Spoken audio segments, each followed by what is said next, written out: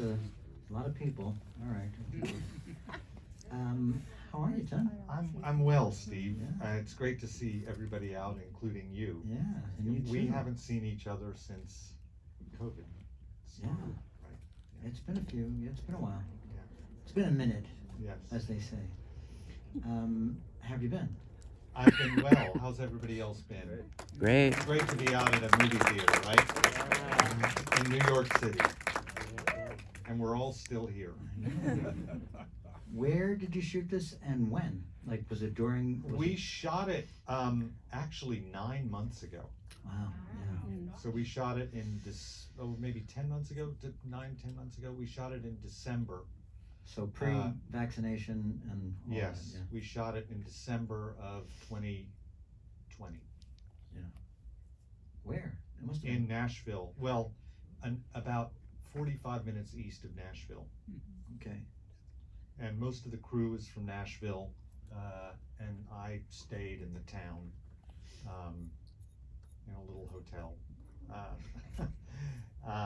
So I stayed close to set, but most of the crew is from Nashville. Wow. How did you get involved in this? I was cooking dinner at 5:30 one night, and a email came in, and it said, "You've been offered the role of Henry in the drama Old Henry." And the first thing I thought was, well, I have a son named Henry. My wife and I have 3 boys, Yeah. and our oldest is named Henry. And then I thought, I said to my wife, well, I've been offered a role that's described as old. It happened. And she said, "Aw."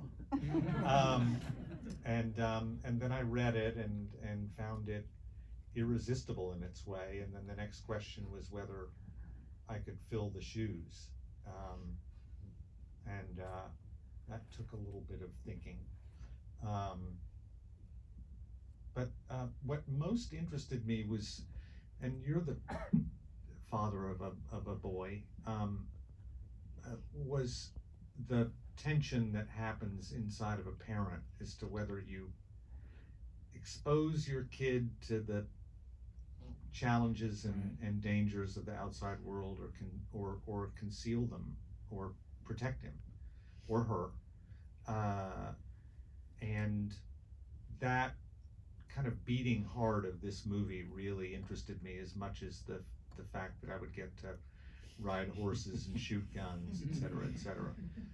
All of that was actually more daunting than rehearsing inside of a film the stuff that was a part of parenting in real life. And how much and how can you ever reveal who you were before? You know, we all have a past. This guy has some past. Yes, yeah. Who played your son? A guy named Gavin Lewis, and he'd been on an HBO series called, I think, Big Little Lies, or Little Fires Everywhere. Yeah. Wonderful. And he was a wonderfully sweet kid, and looked at me as a grizzled vet, and so that cohered nicely with our relationship on screen. But I must also say that my own Henry was in the art department on the film. Okay, yeah. He was the on-set dresser, and so he was there every day, also completing his first semester of junior year of college. So he was pulling some very long hours, but very devoted and hardworking, but wonderfully for me, just that aspect of my life was just always present on set, and it was really great. I know my son, when I was doing Boardwalk Empire, he worked as a PA for a couple of I didn't know that. summers, and whenever he was on set, I was the happiest I ever was. Usually I'm like a little bit grumpy. I don't want to they're not really ready. They're calling for me. They're not really ready. I'll just, But when he was around, okay, let's go. You are never grumpy. Oh yeah, I've actually, I know, you worked with me. I've had the privilege of Yeah. directing Steve, Yeah. and You played never soccer know. with my son. Remember in the gym Yeah, when we were yeah, rehearsing? You guys yeah. were playing soccer. Yeah. This is funny. I did not know that that your character was Billy the Kid.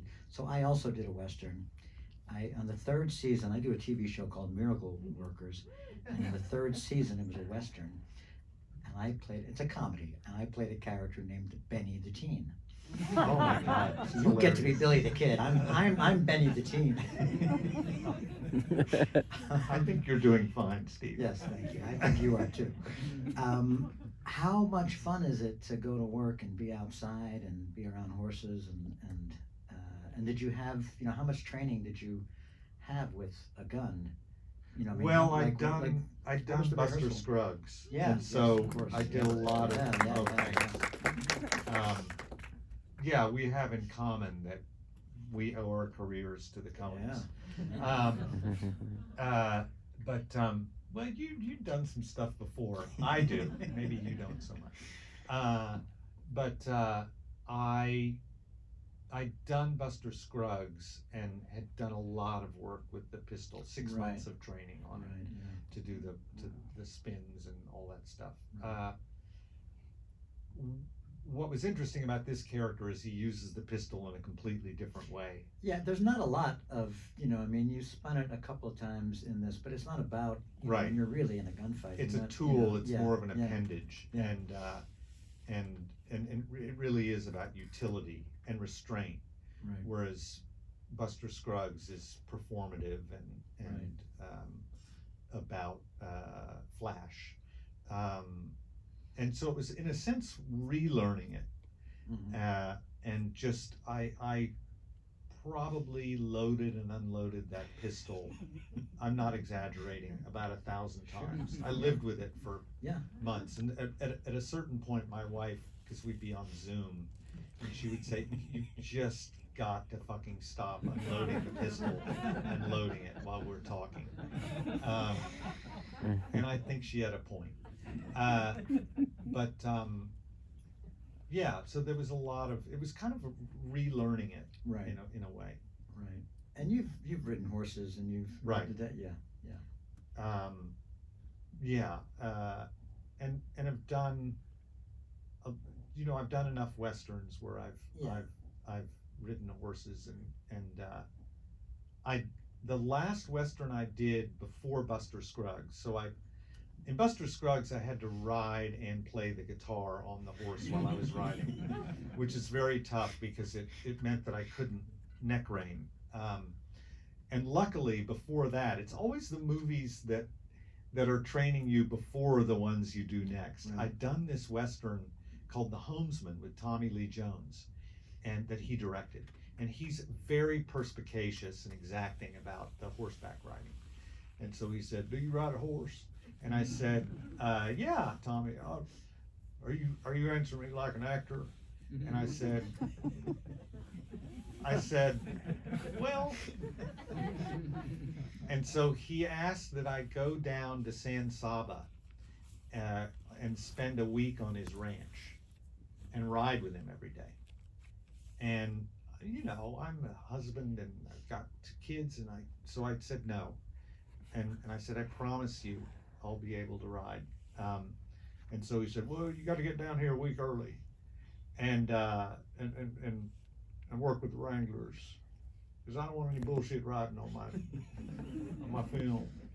And so I went down, and the Wranglers said he's great, and then Tommy looked at me and said, "No." And he was just brutal to me. I mean, just really, really tough on me, because he's great. I mean, I watched him do this ride up. I mean, he's just amazing on a horse, and as an actor. And so he really put me through my paces, and I'm lucky for that, because it prepared me for a lot of riding that I do in this one. How did they let you fully ride like Yeah, in the shot? That was yeah, you. yeah. 'Cause they There's wouldn't- one yeah. shot, the really full gallop across the horizon Right. is the one shot I didn't do, but all the other Right. galloping they let me do. They couldn't great. afford it Yeah. otherwise. This was a tiny movie, and that's why I know, we but do so many of these little. you and fall I off the both- horse they're screwed. So Yeah. were they worried about that, or they? No, just let them do it. Yeah. We'll get Buscemi. Yeah. Get Benny the Teen in here. You have described this movie as a micro-western. Right. Have you? Is that true? Yes. And can you explain that? Well, I like oxymorons because I think they're rhetorically very interesting. Wait a minute, I want to go back to this word you used before. Yeah, what was it? Perspicacious. Yeah. That I just don't know means that word. really careful and exacting. Okay, thank you. Now, Micro-western. What is that? All right. Sorry. I'm committed to, I'm very conservative about the language. But He's a great writer. so I like oxymorons just rhetorically, and so I like opposites, and westerns are meant to have scope and grandeur. Not all of them, but the word connotes that. And this is a tiny story but it does have scope. So it is a western, but it's a tiny story, and so I think it's a micro western. Yeah. And we did it on a very, very limited budget in 21 days. And 21 days. Yeah. Oh my God.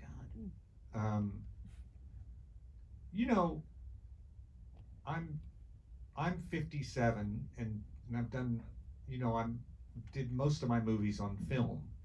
Now with the cards, you can just do more in fewer days. And it looks amazing. Yeah. And what he's talking about, I'm sure it's this is shot digitally, right? And it means that you don't really have to cut, a lot. You can just you can do a lot of takes in a row. And reloading doesn't take Yeah.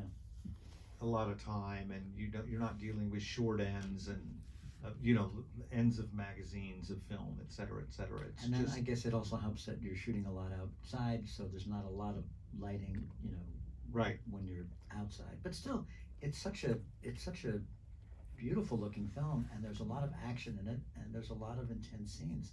That's 21 days. I mean, yeah. That's incredible. And that's the director Potsy Ponciroli and his DP John Matishak, and they're just a couple of young guys and starting out. And you seen it? Job. But so what had they done before this? That I mean, how did you know to? That it was going to be okay. What sold me was their Billy Ray Cyrus series on CMT, Still the King. That wasn't what sold me. I watched that and I thought, which is what they'd done before, and it had nothing to do with what this is, and was successful as what it is, but really didn't indicate that he would be able to direct a meat and potatoes western, which is not easy. But there was one night scene. It was a night scene.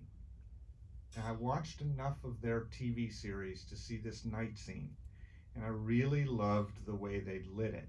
And I've worked in television, and I know the constraints involved, and the page count is a lot higher than when you're working in film, and so you just don't have a lot of time to shape light.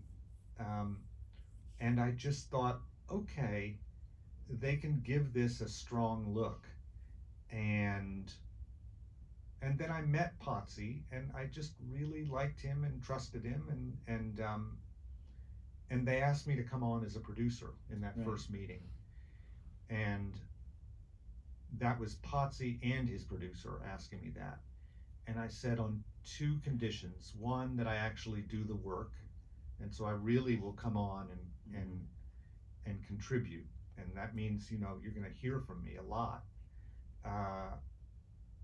And two, that Potsy, the writer-director, always has the last word, so that he has final cut in every respect. Not just what I say, but in the production. I want to know that the director is going to be the boss, because that's when films are the best. And they said, yep, and so I signed on. That's great. That's because it is true. I mean, you want your director to be supported in every way, but you do want them to feel like, it's your movie. Exactly. Yeah. Except for there are two films that are exceptions: Trees Lounge and Animal Factory. No, wonderful films that this man wrote and directed. Yeah. Well, I didn't write Animal Factory. Oh, you didn't? But, Okay. yeah. But thank you for saying that. Should we open it up to the audience for questions? And It could you've be got about- Steve here, so you can ask. No. Yes, sir. Yeah, I was just wondering if it was like Billy the Kid fan fiction, but then I realized, is all Billy the Kid fan fiction? Because they don't know what's true or not, or did something like this happen? Or... That's a really interesting question, and I would urge anyone, if you're interested, to read the Pat Garrett book, which Potsy hadn't read it, and so part of my contribution as an executive producer was say, we've got to read this book, and then it really impacted the script, particularly the vocabulary of the Stephen Dorff character. And it's a great book, the Pat Garrett book about Billy the Kid. It's just fantastic. And you're right, because even that book, or I would say especially that book, which gives us the most information we have about the actual guy, and from the point of view of the man who killed him, is mythology. It's absolute mythology.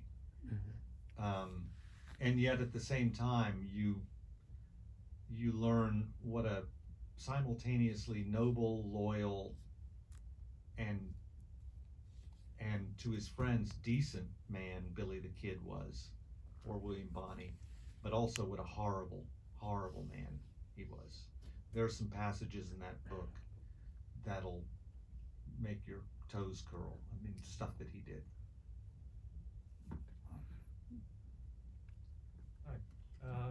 You did a spectacular job, by the way. I just wanted to say that. Oh, thanks. I felt like I was, I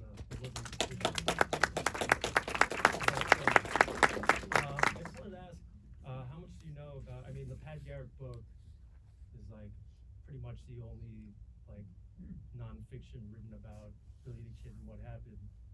But there's always the Brushy Bill Roberts, And the history of the Lincoln 1950s. County Wars. Oh yeah, that. But I mean, like him killing him, but then everyone's like saying, like no, he shot him in the dark. It could have been a kid that he accidentally shot. And they kind of had a pact, and he told him to take off. Like, how much of research did you do? Or I mean, obviously, was this like a pre? I mean, this was like obviously a fictionalized, but. I did a lot of research because I wanted to do right by it, and they were friends, Right. Garrett and Bonnie. But I do believe that Bonnie killed him because I think there was too much in it for. Pat Garrett killed him because I think there was too much in it for him, and it was also his responsibility. And I believe it was true. I think there's a lot of self-aggrandizement in the Garrett book, but that's okay. It just makes it more interesting. Yeah, right. But do you believe anything about? I mean, I feel like there's like consensus of like down south, like 50% of the people, at least like after Brushy Bill Roberts, was claiming that he was Billy the Kid. I don't know if it was just supposed to be like sincere. No, I think he was killed by Pat Garrett. Yeah. Okay. But you're saying that there were other people so there was somebody that claimed that he was Billy the Kid. More than Yeah. He was one, but there were others as well. They had like a face recognition thing, but that was like future. They said. One thing I noticed was how contained the story was. Like a lot of conversations happening in one room. Do you think that might translate well to, say, the stage? Because I know like Quentin Tarantino's talked about The Hateful Eight, maybe going to Broadway or something. Do you think that would translate well? This movie would, or just in general? Can everybody hear his question? Yes. Oh, thanks. That's great, Steve. I was just asking how contained the story was. I was commenting on that, and if either of you guys think that this story could translate well to Broadway or even the stage. And I mentioned how Quentin Tarantino's talked about The Hateful Eight, his Western could be also translated to, the stage and acting it in that way. And I was just wanted to hear you guys' insight and whether or not you think it could. I I think it probably could, because you can, I mean, but my belief in that is that a play should be so completely a play you can't imagine it as a movie, and vice versa. And so there'd have to be some sort of a theatrical concept. Have to be a real concept to the production and to the writing of it. And funnily enough, I don't know what you think, Well, but I was Hateful gonna- Eight felt like a chamber piece to me. Yeah, but I thought you were going to mention your film, The Gray Zone, Oh, which started as a play. And I never saw the play, so I only know it as a film. So how did it change from when you did it as a play than as a film? well, I basically, it was based on the conceit I just articulated, which is a play should be so completely a play you can't imagine it ever as a movie, and a movie should be such a movie that you can't imagine how it ever was a play. Now, there are some very long dialogue scenes in Gray Zone, and insofar as a person could watch those scenes in spite of some incredible acting, because you're in two of them, and say, well, I can see the play in that. What I really wanted was for you never to, the audience to say, how could this ever have been a play?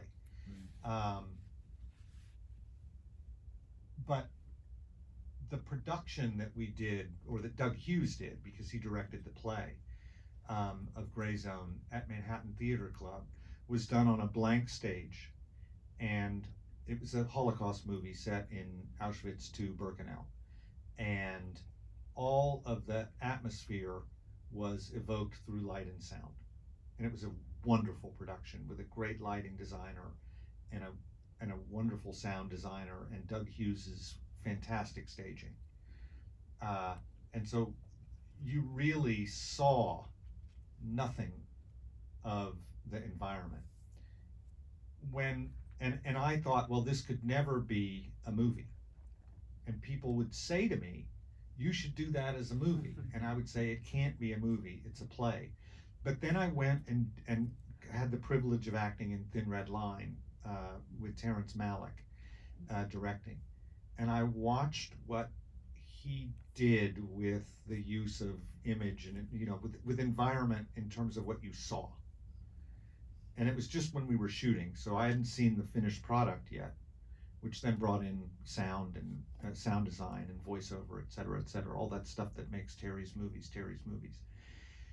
And I thought, oh, what if I turned Doug's approach to the way he theatricalized my play script and did the converse, and took you everywhere and actually showed everything. And so what Gray Zone the movie became about, focused on, was production design, and wardrobe, and making sure that every single detail was right, and that movie, more than if it didn't do anything else, it was going to show Auschwitz to Birkenau as it had never been seen before, on film or on stage. And so we saw everything in that movie, and that's what made the moviness of it. It could only be a movie. We shot this, sorry, I just want to, did I shut myself off? Hello? Okay. I just want to talk more about the Gray Zone. No, because it's a wonderful film that came out in 2001, and in fact, it premiered in Toronto on 9/11, 2001. Or it was set to. It was was canceled. Well, you didn't. I know, and I was supposed to be there. Yeah. But I never made it because I was going to fly out that day, and of course the airport was closed down. But it was, so I always felt like it never got its due, and it's a tough film. It's a tough, and I think, it's, so if you get a chance and if you like this guy, you should see this film. Yes. It's more than a comment than a question. It's more of a comment than a question. Based on what you were just talking about with the play be a play, a movie be a movie.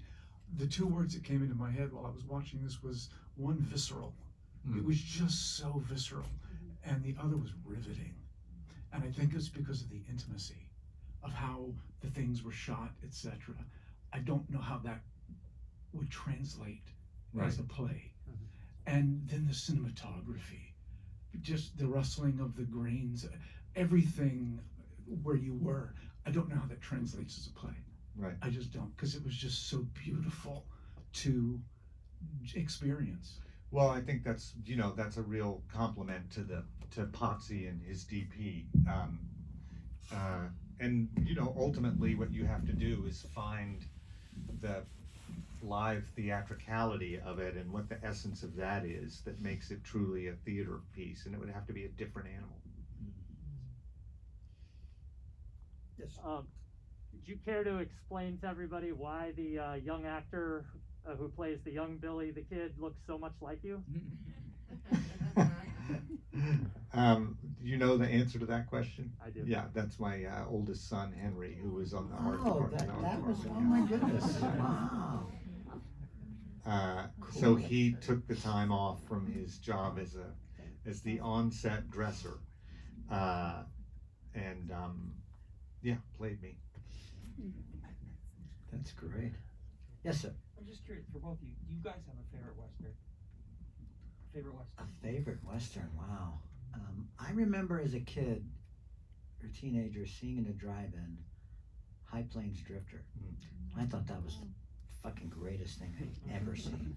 I haven't seen it since. I don't know if it holds up, but oh my God, that just There's a scene in there that will that would not pass muster today. I'm early sure. on.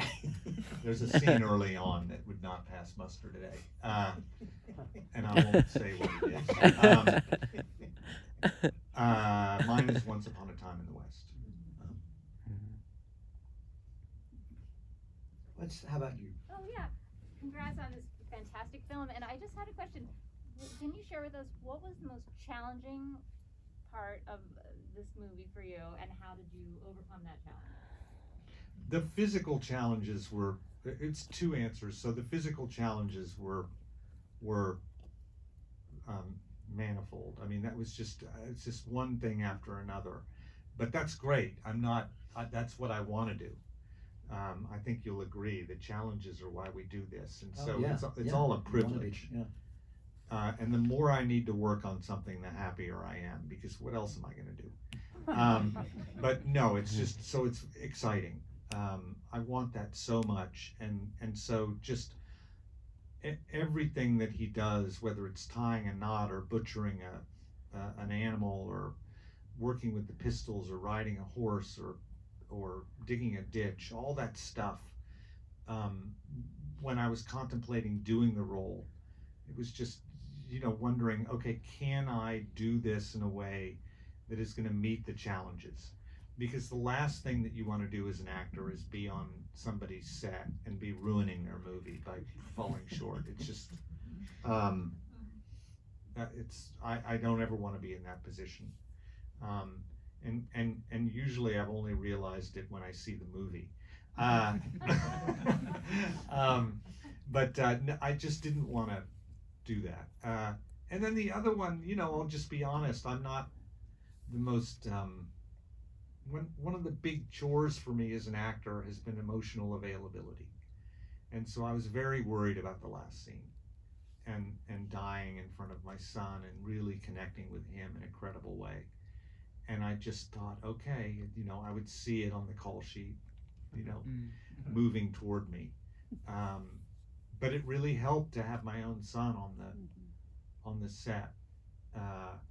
And we're so ironic in our house and so unsentimental, and we love humor so much that when I just very quietly, because I didn't want to make a big deal of it, I said, hey, could somebody get on the walkie and have Henry come in here? Because I just wanted to see him. And so he came in, and the little fucker, he thought that I was, I was making a joke about actors who want to, who want to have a method moment. Yeah. And so he just started joking around, around with me. But that in its own way helped. Anyway. Was that scene done later? Like, did he Yeah, try to it's shoot done as toward- much in order or emotional order? You know. Yeah, he did. I think that was probably 2/3 of the way through. Right. And that's another exciting. I mean, we all have professions, and so I'm sure everybody in this room, you just think I've spent a lifetime doing whatever it is I'm doing, depending on how old you are. And your strengths and your precocities and your weaknesses and how you want to get better and your frailties, et cetera, and I want to, so over the years it's been a really it's been a challenge for me, and one I've embraced, which is become more emotionally connected to these roles you get to play. And so this gave me a great opportunity, but I was still anxious about it. Yes, but I think, are you trying to tell us something? One more question. Yes. Well, I actually have one for each of you, so. Okay. Awesome. Okay, so, I've never seen the actor that played Curry before. I kept thinking that they digitally made Bill Burr like Jackson. What has he done before? I've never seen him. Wait, Bill Burr, the senator? No, the comedian. Oh, the comedian. Okay. He's a politico, this guy. That's Scott Haze, Yeah. and he's great. And if you have the stomach for it, there's a Cormac McCarthy novel called Child of God, and I've done, I think now, 10 movies with Scotty, and I brought him into this to play that role. Potsy made the decision, but I said you should look at this guy, Scott Haze. But if you really want to see an extraordinary performance, but it's a tough movie based on this Cormac McCarthy novel, Child of God. Check that out. Directed by James Franco. And I met Scotty through James. You've worked with James a few times now. Yeah. Yeah. All those movies I've done with Scotty or with James. James was for a while kind of doing a sort of Warhol's factory film company where he was putting out several movies a year, and he had a company of us, and we were just all acting in these movies one after another together. And Scotty and I were in that company. His name is Scott Haze, and that movie with an amazing performance by him is Child of God. And then, my second question is a little weird, and it may, I don't know, amuse you or terrify you, but my sneakers have your face all over them. And I wanna know if you made money off of this, or if I have to pay you $20. You don't have to pay me $20, but I did not make money. Are you aware of them? I know there's a lot of those I like. There's like underwear, there's dresses. How did you know about my dress? That's cool. I refer to them as my Buscemi. I'm gonna have to take a closer look at them when I. You're welcome. Yes. We're gonna wrap this up, but I just want to ask you, what's up next for you? And are you directing, or are you acting next, or? I am hopefully directing something within the next year, and I don't know which one it's gonna be, but it looks like something will come to be. And I have a couple movies coming out. One called National Champions, which is about college football and whether athletes should be paid. NCAA athletes should be paid. It's a very interesting movie. And then Nightmare Alley I have coming out at the end of the year with a little cameo in that, but that's going to be great. It's Guillermo del Toro's. What about you, Steve? Cool. What do you have coming out? What do I have? Your television Coming out, show. the TV, yeah. So I do this show called Miracle Workers. We've done 3 seasons. It's a different theme each season. So the first season was in heaven, and I played God. Second season was in the Dark Ages, and I played a shit shoveler. And the third season was a Western, and I played an outlaw. And is that about to come out? It's out. It's Okay, out. You can alright, see all I'll watch 3 seasons now. Yeah, and we got. I think I'm allowed to say this, that we got picked up for a 4th season. Hey! But I don't know what the 4th season is going to be yet. I think you're gonna interview minor celebrities at the quad.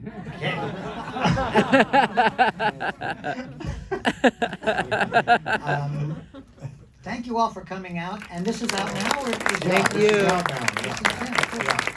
Cool. Nice meeting everybody. Thank you.